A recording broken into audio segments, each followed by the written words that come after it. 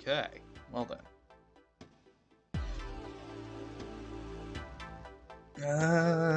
Couches. Yume, what are you doing? You don't have time to be relaxing on a sofa. I say we do. It's a display case, but there's nothing being displayed. How sad. Looks like the drawers are empty too. Door. Oh, hello. This isn't a painting. Is it a map? It looks like a map of the ship's interior. Oh, this is a great find. I think it'll be really useful. Let's take it with us. It's now possible to use the map screen. Map screen. The map screen can only be viewed during the story sections. I'm tired of reading this already. Something about the ship's floor plan, the menu, map. This is awesome. Sweet.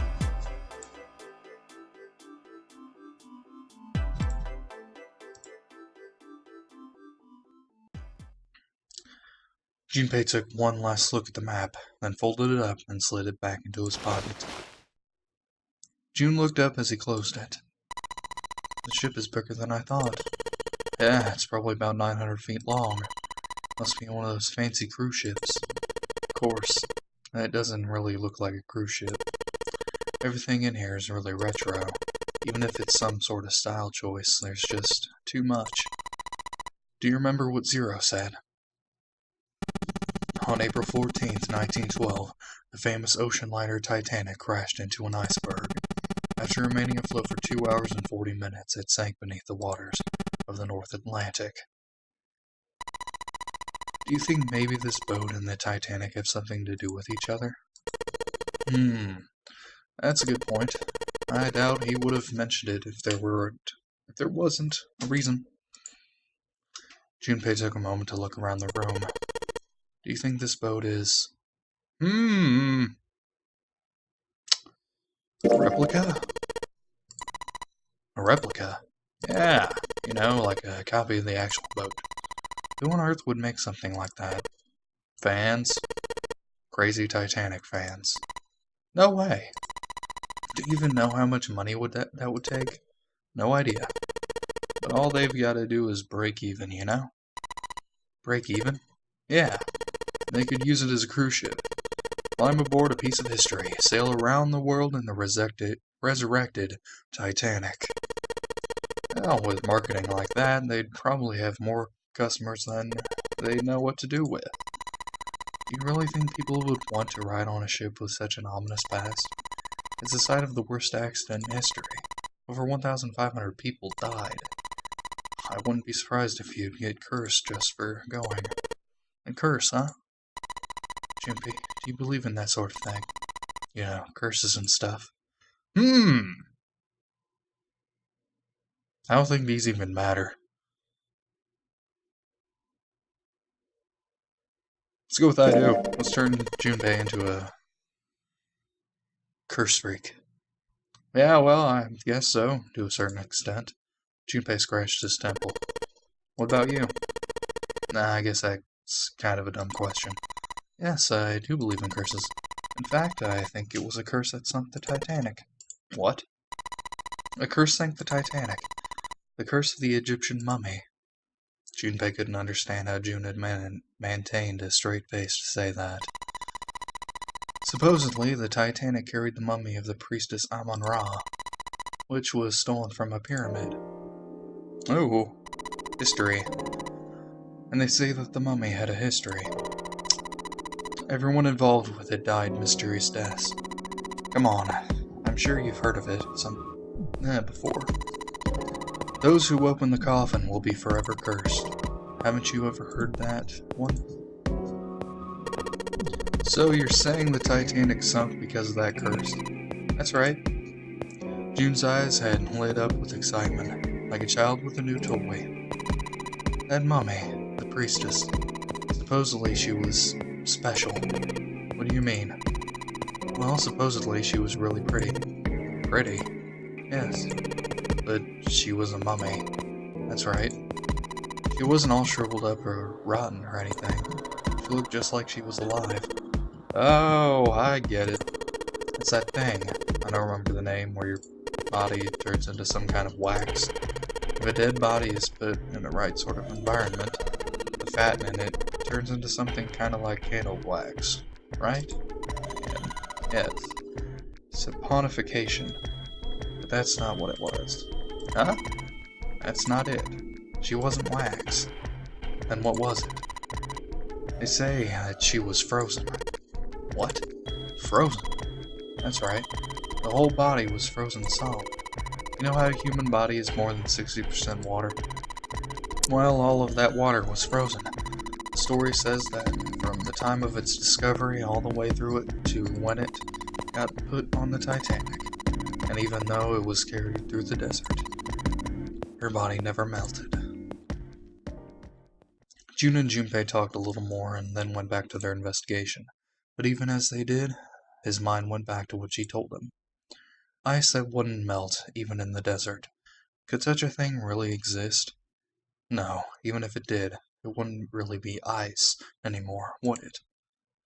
The more he thought about it, the more his head hurt. Like he'd eaten ice cream too fast.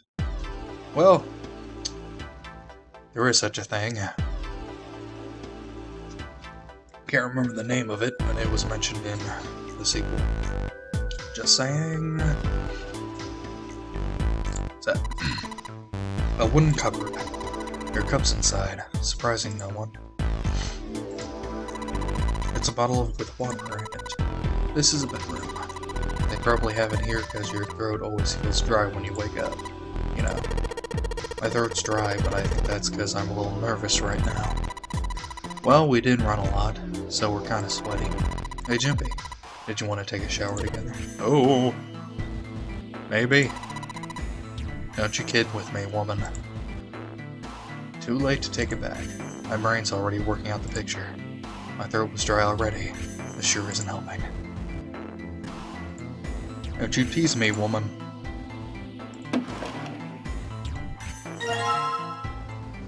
Key. Cool.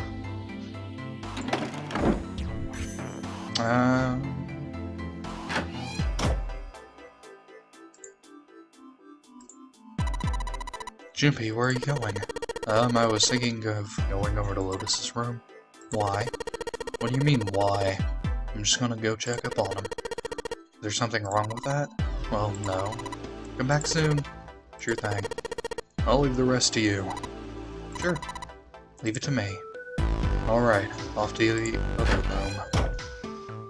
Oh, jeez.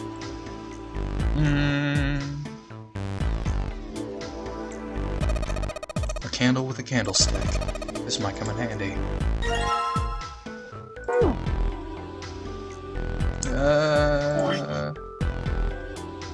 We can probably do this. I know. If I use these matches to light the candle. Lit candle! Awesome! Well, this is a display case. Check it out. These plates and stuff look really expensive. You want to take a look? I do. Come on, you stupid thing, open! It's locked? Yeah, looks that way. And we need to find the key that opens it.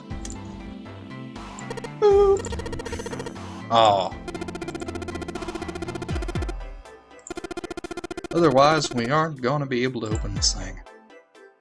Gosh darn it.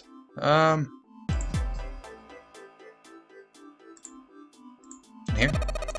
Junpei, I don't mean to pry, but you lit that candle so we could check out that room over there, right? I mean, it is dark, you know. Yeah, so? Well, you need to take it with you then. Otherwise, there's not really much point to lighting it.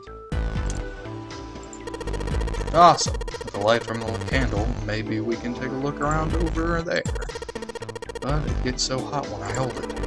I want to put it down.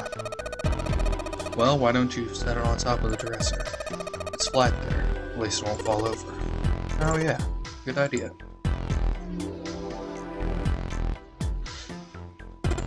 Hey, got pretty bright. Now we can look around a little. The dresser drawer. It's locked. Let's see if this... Yes. Yes! Worked!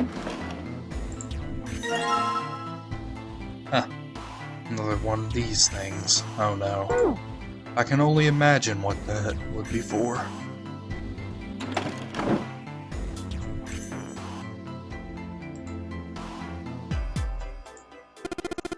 Hey Junpei, there's something on top of the blanket.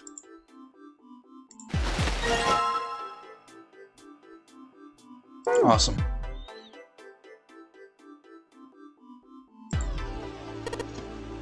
Huh? Hey, how it just got dark all of a sudden. Maybe the candle got blown out. We should go see. Candle. Come on, candle.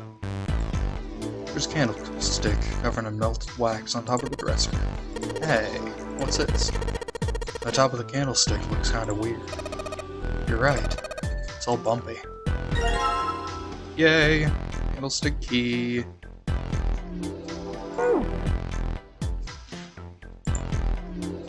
Well, it's a key, so I assume I need this.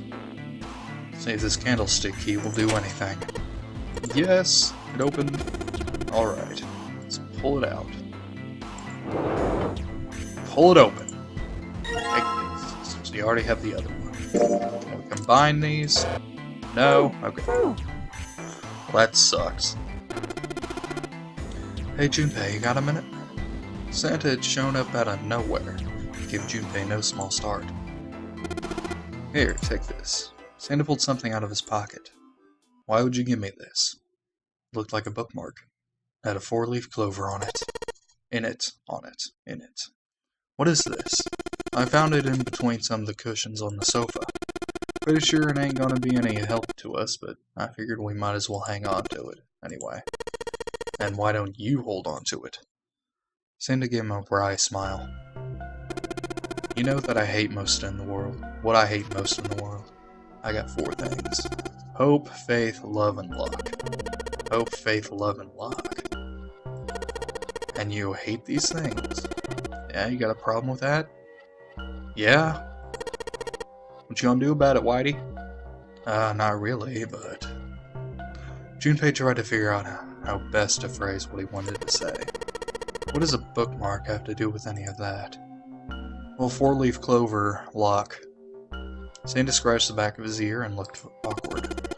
Well, see, each leaf on the 4-leaf clover has a meaning to it, okay? And that meaning is pretty much those 4 words. It's like a flower language. Well, I guess it's not a flower, is it? So a leaf language, I guess. Yeah, you could call them leaf words. Leaf words. Junpei looked at the bookmark. Hope, faith, love, and luck. So yeah, I want you to take it, okay? Just touching it gives me the creeps. Take it, alright? Santa pretended to shiver with disgust and shoved the bookmark into Junpei's confused hands. Junpei, what do you want to do? Oh gosh. Take it. Decided to take it. After all, why shouldn't he? Alright, sure, I'll take it. Shoved the thing into his pocket and gave Santa a last confused look. Yeah, man, I feel a lot better now. That thing was a real pain, you know? Do you really hate those four words that much? Yeah, well, they can't all betray you, you know? Hope, faith, love, and even your destiny.